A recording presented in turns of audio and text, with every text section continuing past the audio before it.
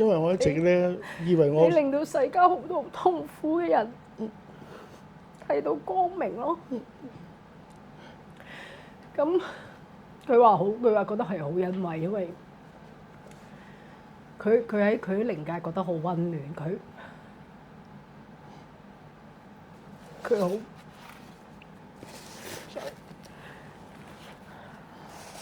佢好驕傲有你呢個仔，佢話佢好 proud of。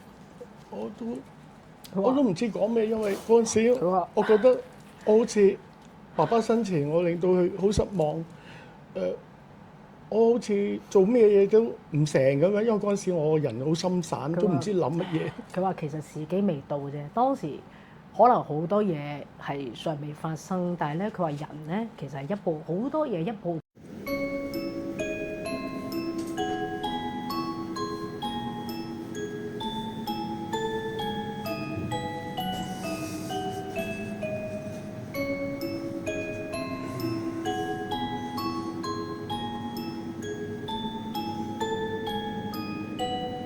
喂，各位粉絲、各位朋友，歡迎大家嚟到凌晨空間之法界領領航航。嗱，今日咧大家睇到啦，我身邊呢一位係邊個啦？喂，你自己介紹自己先啦。Hello， 我係中年好聲音260強嘅陳寶雄 Sam，你好。今日咧點解請咗 Sam 哥上嚟咧？嗱，話説咧，我哋之前咧喺呢個凌晨空間豫中神東咧，咁啊請咗 Sam 哥拍咗幾集啦。咁佢其實大家都知道啦，我哋餐餐都爆肚嘅啫，Sam 哥啊，我哋又冇稿又冇剩。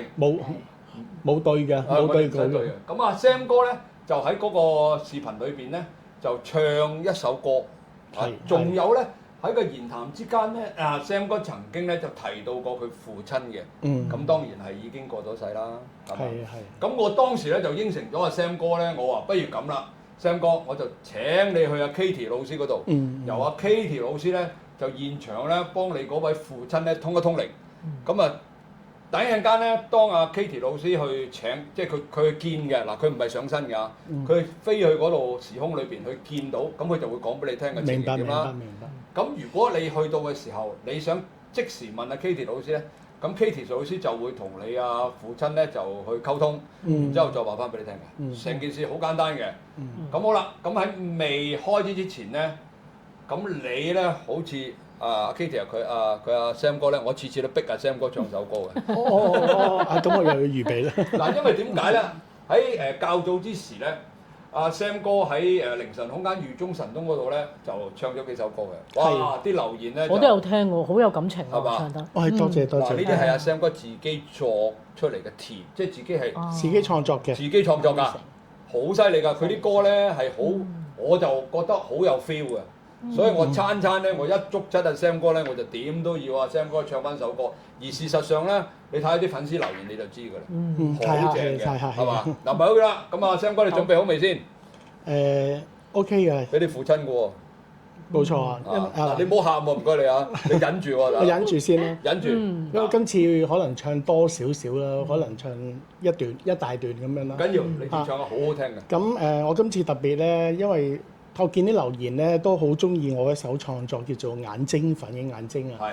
咁點解咧？因為喺2023年嗰年，我參加中年好聲音嗰年咧，簡單啲講下先。因為我參加嘅時候，我糖尿上眼，我當時嘅右眼係盲咗嘅。咁亦都係因為參加咗呢個比賽出咗街之後咧，就有啲奇遇啦。咁最尾就有一位神醫啦，我叫做。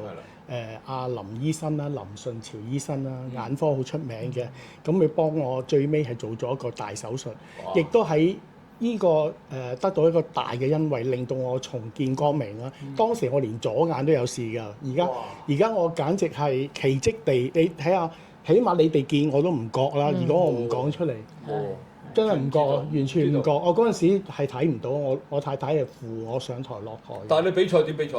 唔係佢扶我上台落台，同埋啲同學照顧我咯。我完全係一個失明者嚟㗎。你比賽我有睇喎。你見唔見到啊？我唔睇唔到你係有問題喎。你再得閒翻睇啊，同而家唔同嘅樣。其實唔係個樣係當然唔同啦，我係唔知道你原來比賽緊嘅時候，你隻眼已經睇唔到㗎啦。睇唔到。哇！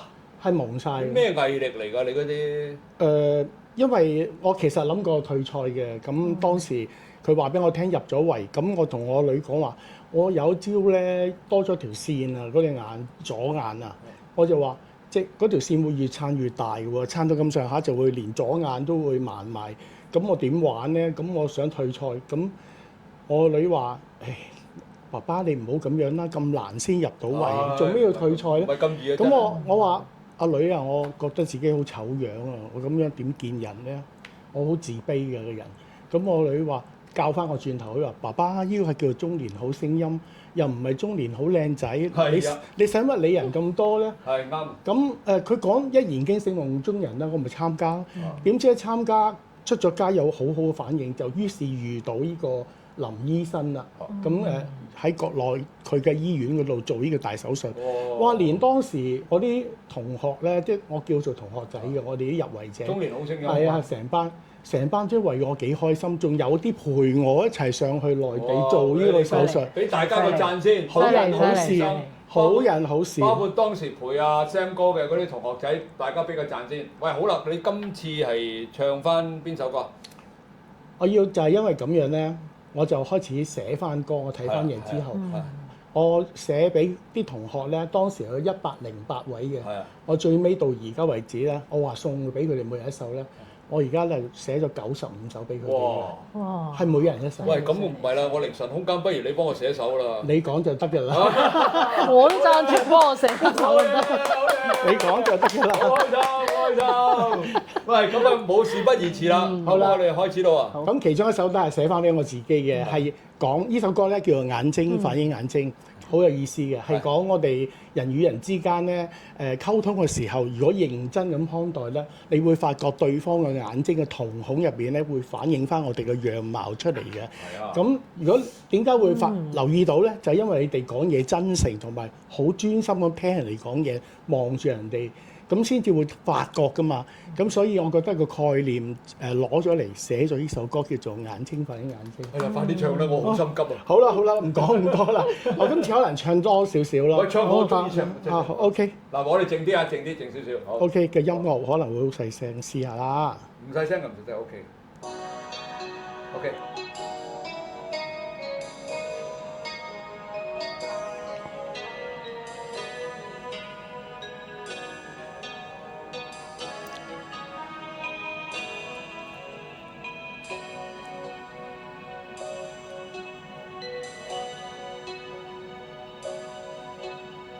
寬敞的跑道作起飛，乍現環動，繁忙世界獨躲在裂縫，各自各天空，就似冰封之城碎了。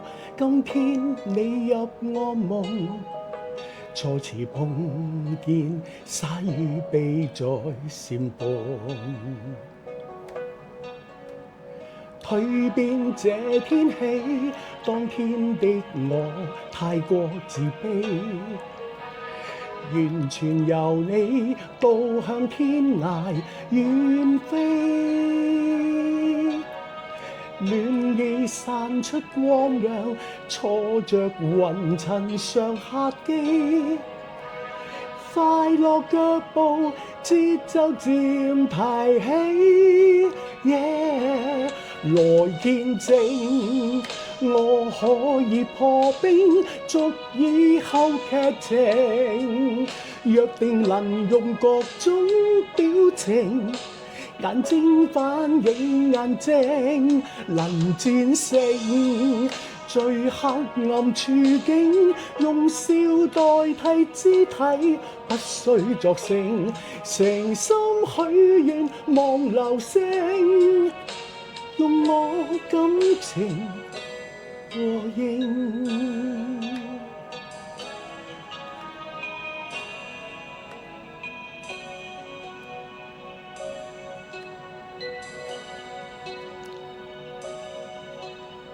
青草把公路接通，空氣也直送，伴隨四季，日光多溫暖，再沒有冰封。讓我輕裝喜恨，懷着初心，每日讚頌。冰痕與淚相比，變做煽風。隨便這天氣，今天的我要愛自己，完全由你導向天涯遠飛，暖意散出光亮，錯着雲層上客機，快樂腳步節奏漸提起，來見證我可以破冰，足以後劇情，約定能用各種表情，眼睛反映眼睛，能戰勝最黑暗處境，用笑代替肢體，不需作聲，誠心許願望流星，用我感情和應。唉，多謝咁多位。喂，完㗎啦，未完冇啊嘅，太長啦，唔好啦。哇！真係聽出自由啊！真係，多謝。我好感動啊！我覺得我呢首歌覺得唔公平嘅，呢個世界點會有唱歌咁好聽，我唱得咁差嘅？唔係，我可能我唱自己嘅古仔比較投入啲啦，同埋呢首歌，我唔知係咪對眼好翻之後嗰一刻之後就寫嘅呢首歌，我覺得係咪有啲天意幫下我咁樣咧？嗱，呢啲咧就等我哋嗱，首先一陣間問下呢個問題先。我建議第一集咧，我哋今集咧，咁我哋咁辛苦請到 Sam 哥上嚟咧，咁梗係拍幾集啦。咁今集咧先還咗你個心願先，因為你上一次咧拍嘅時候咧，喺阿鐘師傅嗰度咧，你就講話想即係問一問你爹。你一講話一講話，你使唔使同你爸爸通一通靈？我就即刻話想啊，咩反應咁就？我梗係啦，我應承到阿 Sam 哥，我哋講咗就係要做㗎啦。咁今日咧好啦，嗱而家到我哋而家除咗你聽你嘅好歌之外咧，就輪到 Katie 老師出場咯。各位粉絲、各位朋友喺呢度隆重宣佈啊！嚟緊嘅7月10號，我喺 YouTube 有一個新頻道叫做娛樂組曲，係左呢個組嗰個組 COOK 嗰個曲啊。咁喺呢個新頻道裏邊咧，我哋邀請到好多娛樂圈啦、台前幕後啦，例如中年好聲音，仲有啦導演啦、編導啦、配樂啦，所有娛樂圈嘅台前幕後嘅嘉賓咧，都會上我呢個頻道。第一，食好嘢，係啊；第二就係坐低咧，去同我哋傾一傾佢嘅近況啦，甚至乎咧，我有呢個風水命理大師咧，同佢哋一齊咧去算一算命嘅。嗱，呢個咁精彩嘅頻道叫做娛樂組曲，7月10號正式上線。多謝大家繼續支持，多謝，我哋講聲拜拜，7月10號見。Katie 老師你好，我建議咁樣啦，嗱等間咧，因為我哋拍片就冇夾定㗎，你想問乜就問乜。你想做乜就？你有冇嘢預先想話俾 Katie 老聽先？如果冇嘅就直接去揾㗎咯喎。因為我爸爸嘅太太咧，即係我繼母嚟嘅，佢係早佢一年咧因為心臟衰竭走嘅。而至於1年後咧，我爸爸咧就係患食道癌咁走嘅，咁都好辛苦當時。咁我真係好關心佢當時我係一個唔係好出聲嘅後生仔啦，同埋可能喺佢眼中我唔係咁成才啦，又即係講真啦，我一餐茶都冇請過佢飲，覺得有啲內疚咯。咁到你而家後嚟經過好多事啦，個人就大咗啦，成熟咗啦，咁都周不時都掛住佢，因為實在我爸爸喺細個嘅時候咧。由於父母離異咧，佢獨力咁樣照顧我咧，佢都好錫我嘅。咁我爸爸係一啲好傳統嘅男人嚟嘅，幾乎都好少講心入邊嘅説話。夠啦！俾你成條故事講晒俾佢聽，等緊佢即刻照翻，以為佢假嘅。唔係，都係想問翻佢而家過得好唔好啦？係咪同翻我個繼母一齊啦？即係最主要呢兩樣嘢。係啦。好啦，到時佢見到之後，佢講嘅時候，你先再繼續問。好，唔該你。我哋而家開始啊。好。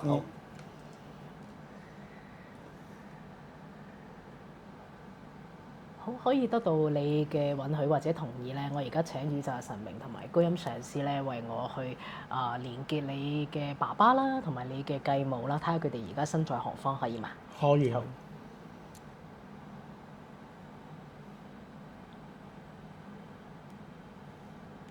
爸爸係喺靈界嘅。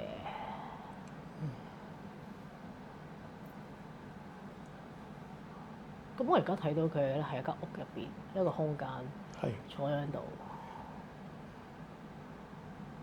咁咧，佢就隻眼咧，佢有少少有啲覺得不可思議嚇，無啦啦我哋咁樣揾佢，咩話即係再望清楚係咪係啦？我都話確定係嘅，因為係今日仔仔啦，阿 Sam 哥啦，想連結你。佢話：你想知道啲乜嘢啊？咁樣。佢覺得好唔好啊？而家佢話呢度都幾安樂㗎，不過咧都係冇分日與夜喎，呢個空間入邊。同埋咧，佢話佢而家生活唔錯嘅，但係偶爾佢會有諗翻起佢呢一世所經歷嘅一啲嘢。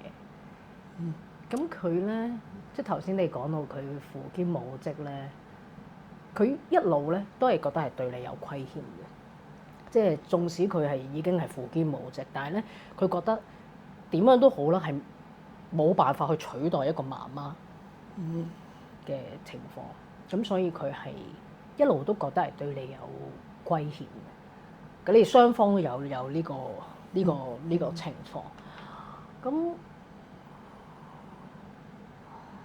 佢咧喺靈界咧，佢係修佛法嘅。佢話每一日都有為你，佢已經其實係位列咗祖先。佢話每日有為你哋念經嘅嚇，每日都有嘅。佢都話你啱啱你講上一次你嗰個病咧係好危險嘅，真係好危險嘅。佢話佢每一日都，佢話唉，每一日都度日如年咁啊，日日都唔好咁樣，每日念經啦，我已經咁啊好彩啦咁樣。佢話唔知係佛光定係佛祖嘅顯靈啦，真係奇蹟發生啦咁樣。佢想你知道咧，其實你喺陽間啦，即係而家咧，你發生其實任何事，你爸爸佢已經變成你嘅祖先，佢知道，佢全部知道。佢話好容易嘅咋，其實基本上咧，佢係憑一個感應啊，佢唔係睇嘅喎，佢係憑一個感應係知道你喺陽間所做嘅一切啦。佢話而家，佢話好開心啊！你揾到你人生嘅嗰個意義，透由歌聲，透由創作。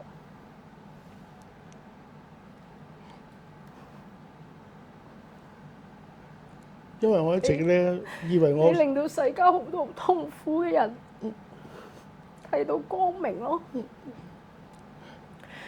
咁佢話覺得係好欣慰，因為佢喺靈界覺得好溫暖，佢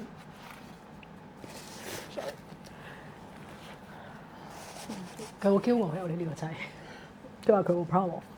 我都唔知講咩，因為嗰陣時我覺得我好似爸爸生前，我令到佢好失望。我好似做咩嘢都唔成咁樣，因為嗰陣時我人好心散，都唔知諗乜嘢。佢話其實時機未到啫，當時可能好多嘢係尚未發生，但係咧佢話人咧其實係好多嘢一步步一個經歷，我哋係行出嚟。其實佢話喺靈界入邊。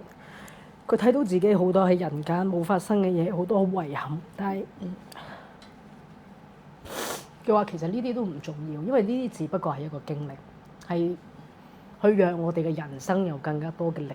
但係佢而家係佢係好想我傳達。佢話你無論如何都要傳達俾我仔聽，我係以佢為榮。多謝佢，我就係最想聽到佢。我覺得頭先我點解咁感觸咧？因為我係覺得阿 Sam 哥個歌聲咧，佢真係可以令到好多人喺個黑暗中咧睇得翻希望，咪睇得翻光明。咁你個歌裏邊頭先有一句咧，我覺得好感動。你話一個蛻變之後咧，你要識得愛自己，愛翻自己。咁你呢句嘢咧，我好感觸，因為大家睇過我生死之門嗰段片，我都有經歷過爭啲離開啊，爭啲登出呢個世界。咁我嗰陣時咧，同你嗰首歌描述係好一樣嘅，因為我係跨過咗個生死之門，所以我同我自己講，我一定要蛻變，同埋我要愛我自己，所以呢個係多謝你。一陣間我都會問多一樣關於所以呢個首歌係嘅你嘅歌係會，其實你唔係淨係個歌詞嘅，你個音樂、你個音律、你個聲音嗰個震頻，即係就算可能你唔係唱嗰個歌詞，你就算可能哼一段 ad-lib， 咁你嗰個唔知點解你嗰個聲咧，你可以令啲人咧好撫慰佢哋嗰個傷心咯，同埋係你會令到嗰啲人係有一個溫暖，即係好似有首歌。無論你生活幾唔如意都好啦，有首歌去陪你繼續有一個力量同埋溫暖前行。但係當然你嘅人生都揀咗一個即係經歷呢個大手術嘅啟蒙咯。係，但係你爸爸係我覺得佢都係一個好了不起嘅爸爸，真係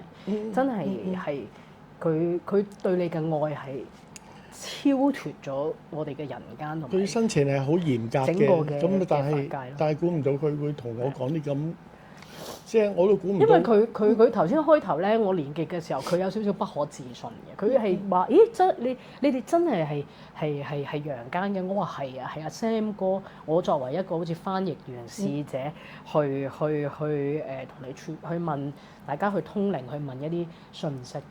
咁所以佢又再三去確認，然後我再三去問。咁唔好意思啊，頭先阿 Sam 哥有提過咧，佢嗰個養母點樣啊？而家有冇同係啦？等我問一問。繼母 ，sorry 啊。佢哋一齊㗎。哦，一齊。係啊，佢哋一齊㗎。佢哋喺一個空間咧一齊修行，佢哋個關係升華咗。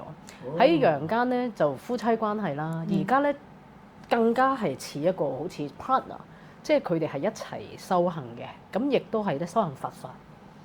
佢哋喺同一個空間，亦都係相處係唔錯嘅嚇。嗰個空間咧係喺雖然係靈界啦嚇，唔係天界。靈界咧係一個比較 peaceful 啦，比較舒服嘅地方咯。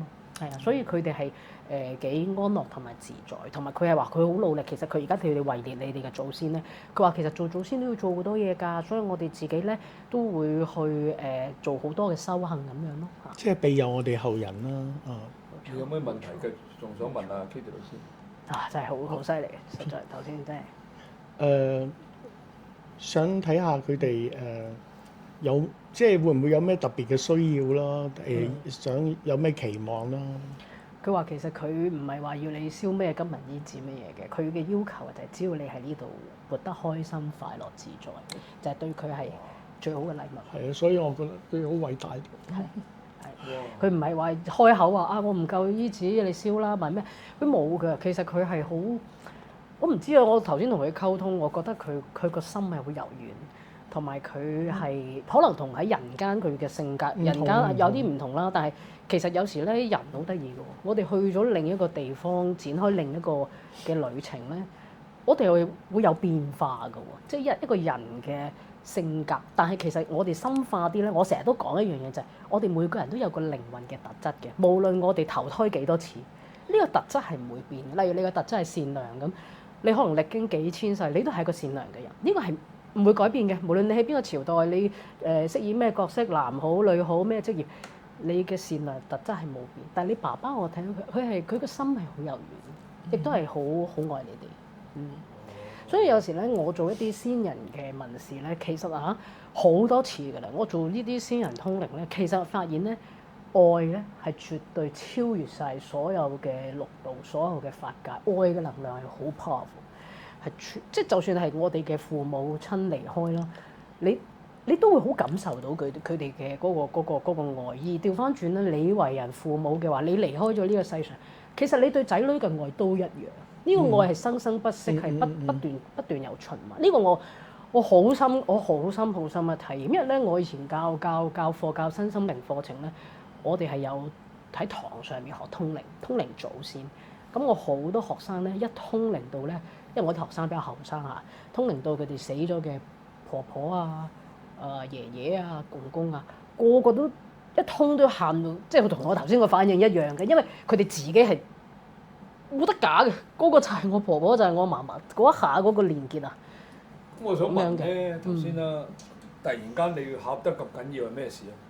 嗰個係佢祖先啫，點解唔係佢個爹哋啫？唔係你嘅爹哋嚟，點解你會突然間咁樣？有因為咩佢頭先講咗呢樣嘢嗰個愛係好感動，即係等於好似你睇一套電影咁樣，如果係描述一個父子情嘅，你會睇到係好感觸咯，即係覺得啊，真係呢個愛真係好偉大。再加上可能之前我唱首歌咁樣，啲音樂可以觸動到，會唔會有咁啊？咪呢首歌你講嗰首歌 exactly 就係我嗰個生死之門嘅經歷啦。我嗰時我都講過好多次，我話如果我嗰次死唔去嘅話，咁我就要諗要好好地做人。即係佢有一個故事你要點樣？佢入咗醫院，喺差唔多真係生死之時候間，突然間生死之間諗咗好多嘢。喺天堂啊，好光啊！因為我創作呢首歌嗰陣時，就係我重見光明之後啊嘛，所以唔知係咪同埋你一句歌詞係講嗰個破冰咧，其實有少少咧呢個歌詞嘅意思就係有少少我係同我過往我嘅自己拜迎接一個新嘅自己。其實呢個都係一個蛻變嚟嘅，即係我哋點樣去抌低咗我哋嘅舊嘅身份，迎接一個新嘅身份。咁我嗰陣時我個古仔就因為係一個生死之，所以你唱嗰個歌咧，有時我哋比較點樣講啊？我哋係比較細嗰啲叫咩？比較敏感體質啊！即係你嗰個所有你將個感情放落去，我係完全感受到個歌詞，甚至可能係阿 Sam 哥嘅放大版5、6，我完全明白你寫嗰個歌嗰個，同埋加上頭先通靈啦，因為你爸爸講一句咧，我都好感動，就係好愛你同埋以你為榮。咁呢個係一個好 strong 嘅信息，即係我祖哥你都有仔女係咪先？感動。咁你即係你諗下，佢哋未講過喎。咁即係你，佢從來都未講過。我哋大家代入下啦，如果我哋爸爸或者媽媽同你講以你為榮，咁呢個係一件好 warm、好感動、好窩心嘅事。即係我頭先所講嗰個眼淚咧，係一個溫暖嘅眼淚，係一個開心嘅。當然。我真係如果咁講，我都流眼淚，真係我啲仔女咁講嘅，頂唔順啊，大佬。仲有一件少少嘅事咧，就突然間諗起嘅。咁我講過啦，上一次喺祖哥嘅節目嗰度，我話我繼母咧喺佢離開咗呢個世界，隔咗好似1個月到，我發夢見佢啊，佢就喺個 van 仔嗰度同我講話。啊！呢度都覺得幾好，不過好凍啊咁樣。咁我想問下佢而家喺嗰個世界仲有冇呢啲好凍嘅感覺咧？佢因為初期咧，佢應該當時佢未係好熟悉，即係未係好適應靈界嗰個生活啦。同埋佢嗰陣時咧係有啲留戀嘅，佢成日翻嚟陽間，咁所以佢亦都係有透入夢境嗰度去望一望啲親人啦，咁樣啦。你又係其中一個有接收到嘅人啦，咁而家咧我睇到佢嗰個能量咧，佢放低咗好多人間嘅執念，或者例如可能我仲有好多嘢未做啊，好多朋友未見啊，咁我離開咗啦。佢話其實已經放低好多啦，因為你嘅繼母話其實佢明白呢個唔係一個真正嘅告別嚟嘅。呢個只不過就係完咗某一個階段，再開始一個階段，唔係永遠唔見啊嘛。但係佢哋亦都明白人同鬼即係靈體啦，有界線嘅，即係唔可以成日咁樣越對雙方都唔好。呢個我哋節目講過好多次啦嚇，所以呢個佢係明白嘅。問多少少咧，我爸爸咧喺頭七嗰日咧，我就見到有隻比平時大嘅曱甴出現。咁係咪佢嘅化身？曱甴慢慢行埋聲歌度。係啊，慢慢行埋嚟，跟住停咗喺度唔喐嘅，係咪佢？佢係你祖先，唔係你爸爸。哦。你祖先有少少係想喺一個頭七裏邊，成個情況係得以完成，所以你嘅祖先嘅顯靈，但係唔關你爸爸事嘅。係啦，祖先嘅顯靈，所以有啲人咧，頭七啊，或者親人嚟去7、7、49日啊，見到好大隻飛蛾，好大隻蝴蝶，或者一啲異象啦，天氣嘅異象啦，各種情況，或者甚至有啲人係我感覺到我離開咗嘅爸爸就係坐喺間房，呢啲係經常有嘅，係啊，或者係有時係祖先啦。因為嗰隻曱甴比起平時嗰啲咧大隻啲嘅，佢想你睇到，深色啲，係啦，又想你睇到，係啊，會嘅。會嘅，我仲同佢講説話，同阿小強講説話添。你個感應都唔錯㗎，因為你嗰個係咯，佢係開咗個雷達啊，佢自己唔知啊，佢其實係有呢個感應力強嘅。好似頭先阿雙哥摸嗰個好勁嗰個金字塔啦，我要摸幾次先摸到。佢話呢啲都有感覺。佢一嚟佢就摸到咯，所以你其實佢接收仲強。佢個接收器係幾好㗎，佢個接收個頻道。不過你冇冇去諗呢啲嘢，真係冇做嗰啲嘢。冇做嗰啲嘢。你嘅創作嘅靈感咧，你上面嘅高我帶落嚟俾你嘅。哦，你嘅，所以你個天線唔會太差㗎。有時你可能係發夢收到靈感，或者寫歌嗰陣時收到靈感。你嘅上面嘅大腦咯，西式我哋叫做高我 （high self），佢會，所以你個天線不嬲都唔差㗎，接得幾好㗎。怪得知佢就可以作咁多歌。佢靈感一到咧，其實對佢嚟講咧，佢唔係用個量，佢係用個質。即係你有時靈感好，你突然間即係你可以創作可能5首10首，但係你佢出得嚟咧，首都係好嘅，即係唔會佢唔係粗製濫造啲人。一係咧，我寧願一首我都唔出，我好嘅我就10首我都寫出。佢係咁樣嘅狀，我讀到你係呢個狀態咯，同埋係有啲要求嘅，同埋你係頭先你講過，你話為啲同學仔先寫咗95首歌啦，每一首都係你嘅心血，因為你會將你好得意，你會讀咗人哋，你有個超能力就係咧，你讀咗人哋個故事，放落個歌，未必係歌詞喎，你係個 melody，所以我話你咧好恐怖㗎，你就算咧佢創作咗個歌，如果佢自己唱埋咧，未係歌詞，算哼嗰啲尾音咧，佢個能量都推到好上，所以佢頭先成首歌我咁觸動咧，唔係嗰幾句歌詞喎，我想同觀眾講，係佢有啲尾音啊，有啲嗰啲佢個喉嚨發出嚟嗰啲聲咧。好觸動到我啊！即係你係我想講你真係有呢個我唔好話特異功能啦 ，super power 啦，呢個你嘅天賦啦，真係你有呢個好強大嘅感染力，同埋創作嘅能力，因為佢真係連個 high self 去創作。我一聽嗰個 Sam 哥啲歌咧，講真啦，我都串過碼頭咕喱嘅咧，我唔會咁容易讚人，即係佢阿 Sam 哥啲歌咧，即係嗱得兩個，得幾個人嘅啫。第一許冠傑。我覺得佢啲歌好貼地，好有嗰種共鳴。咁其實都冇邊幾個㗎。家駒咯，家駒都係。家駒呢神級啦，即係都不出10個人啊。係啦。咁但係阿 Sam 哥咧，你嗰啲歌咧真係，咪住先，我要屈你喎。屈咩？作翻首歌俾我嚟。要做歌如果你批准，我會嘅。哇！嗱，大家我屈硬阿 Sam 哥啦，冇得傾㗎啦，呢咁多粉絲面前。佢好好㗎，Sam 哥咧，佢真係咧，如果寫一個歌俾人咧。佢唔會自己閉關創作，你一定係會訪問翻個人，你想寫乜嘢，你刻骨銘心嘅經歷。不如你訪問我，我又會寫翻啦。可能我會寫生死之門啦，或者其他。即係我覺得有時咧，將自己一啲好寶貴嘅嘢藏喺個歌曲，然後個歌曲咧不斷咁樣散播出去咧，我覺得咁係好好啊。我當然會求證啦，但係其實咧嗰90幾首歌入邊咧，有好多首咧，我突然間靈感一到就寫，跟住我。根據我嘅，我唔知啊，我估下嗰個人有咩背景，有咩故事，通常寫到成7成中嘅。哇！寫咗之後，嗰個人一聽就話：你點知㗎？真係啊！因為你真係佢嗰個天線好犀利，所以我就話佢自己懷有好多咧超能力，佢自己唔知，因為你呢個咧，除咗係你個創意咧，你。心靈感應、共感人哋呢個又係一個好強嘅能力。其實好多人都有呢種能力嘅。我絕對認同啊，因為 Sam 哥講真咧，大家我哋都學歷都唔高㗎啦。你作歌咧就即係易過食菜啊！唔係，你叫我講，你邊點作啊？你抄10本書都做唔到啦。咁每個人都有每個人嘅天賦嘅，唔同嘅。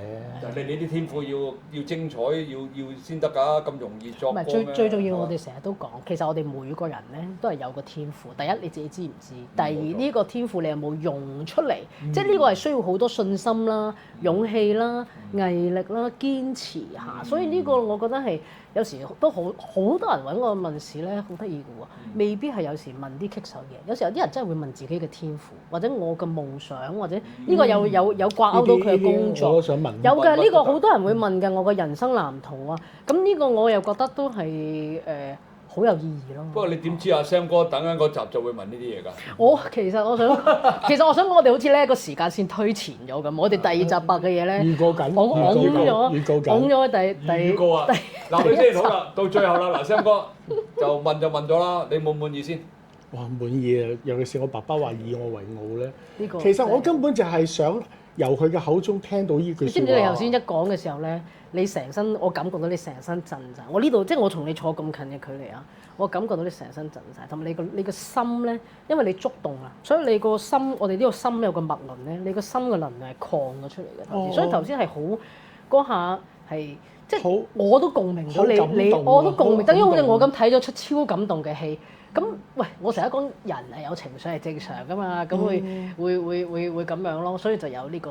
所以咧，其實一定要我喺度，咪個兩個喊到肥肥咧，其實冇人遞紙巾。其實我祖哥你其實我想問我爸爸，但係我未問之前，佢已經講咗以我為傲，已經快過我啦。係喎，你嗰次同我講話，你想問都問佢，就係呢樣嘢喎。係啊，我就係想問呢樣嘢。你話最想聽到佢仲早過我答嘅，最想聽到嘅就係呢樣嘢啊嘛。係啊係啊，佢有一集上一集已經講過，誒唔係喎，幾吻合喎。係啊，真係估唔到喎，又估唔到喎。你冇俾我嗰條片俾佢睇噶嘛？冇噶嘛，都未出街噶嘛。咪住先，祖哥太多片。你今次係咪釋懷到先？釋懷好多，我而家鬆晒啦鬆晒，真係真係好有呢個感恩感覺啊，真係好多謝感恩 Kitty 老師，真係好多謝感恩，真係好多謝感恩祖哥，多謝。唔好咁講啦，緣分嚟嘅啫，我哋幾個都係走得埋都係一個緣分啊。咁喺我嘅角度嚟講咧，其實我係好欣賞阿 Sam 哥嘅，所以咧我極力咧要求阿 Sam 哥咧上多啲我啲頻道。啊，佢又好好喎，佢真係有時拱開啲約咧都去同我約。嗱呢個咧我要先多謝你先啦。我多謝你。咁好啦，呢就差唔多啦。嗱，亦都多謝 Kitty 老師咧，話幫阿 Sam 哥咧嗰個父母親啦，就去做一個通靈啦。咁啊，往後嘅日子裏邊咧，嗱大家如果想類似有啲咁嘅問題咧，可以留言俾我哋啦，我哋盡量咧都會揾 Kitty 老師解答啦。咁今日亦都多謝阿 Sam 哥啦，好嘛？上嚟我哋呢個頻道，仲有唱咗一首咁好聽嘅歌俾我聽。真係好好聽呢首歌，係啦，真係要擺翻歌詞。就係觀眾細味啊！啲觀眾好似好多好大迴響啊嘛，話好中意呢首歌，係啊，所以特別唱長啲嘅。係啦，唔緊要，往後我咧會邀請阿 Sam 哥上嚟我個頻道咧唱多啲歌俾大家聽嘅。哇！我諗全香港咧未有 YouTube 頻道裏邊咧會有一位中年好聲音唱首歌先至再講故事嘅。我哋有首創㗎啦，以歌會友啊嘛。我哋係首創㗎啦，呢個肯定首創。不過咁你哋都要留言多啲俾我，咁咧有個鼓勵咧，阿 Sam 哥先肯上嚟㗎。如果唔係，阿 Sam 哥都好忙㗎。好冇？咁啊呢集咧我哋就到呢度啦。嗱，大家記住點讚、收藏、轉發、撳個鐘仔，記住撳訂閱。仲有，如果你覺得好嘅咧，分享俾你身邊嘅朋友啦，或者你個朋友圈嘅。咁呢集咧我哋到呢度啦。記住我哋係凌晨空間之法界領航，身邊呢位中年好聲音嘅 Sam 哥。好啦，呢集到呢度啦，同粉絲講拜拜咯，拜拜。拜拜。